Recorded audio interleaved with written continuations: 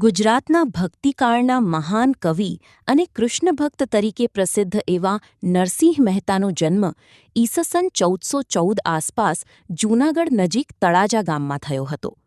તેઓ નાગર બ્રાહ્મણ કુટુંબમાં જન્મ્યા હતા. બાળપણમાં જ તેમના માતા પિતાનું અવસાન થતાં તેઓ જીવનમાં ઘણી મુશ્કેલીઓનો સામનો કર્યો. નરસિંહ મહેતા બાળપણથી જ ભક્તિભાવ ધરાવતા હતા. તેમને ભગવાન શ્રીકૃષ્ણ પ્રત્યે અતિશય પ્રેમ હતો. તેઓ દુનિયાની ચિંતા કરતાં કરતાં ભગવાનના નામમાં વધુ લીન રહેતા. લોકો તેમને ઘણીવાર ઉપહાસ કરતા, પરંતુ તેઓ ભજન કીર્તન અને સેવા કરતા જ રહેતા. એક પ્રસંગ મુજબ નરસિંહ મહેતા ગિરનારના જંગલમાં ભજન કરતા હતા ત્યારે ભગવાન શ્રીકૃષ્ણે તેમને રાસલીલાના દિવ્ય દર્શન કરાવ્યા હતા. આ પ્રસંગ પછી તેઓ સંપૂર્ણ રીતે કૃષ્ણ ભક્તિમાં લીન થઈ ગયા.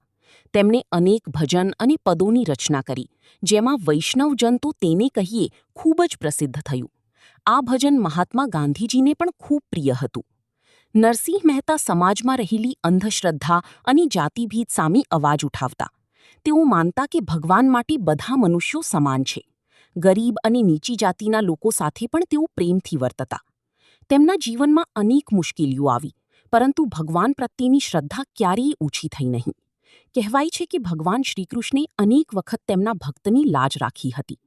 નરસિંહ મહેતા માત્ર કવિ જ નહીં, પરંતુ સત્ય, પ્રેમ અને ભક્તિના પ્રતીક હતા.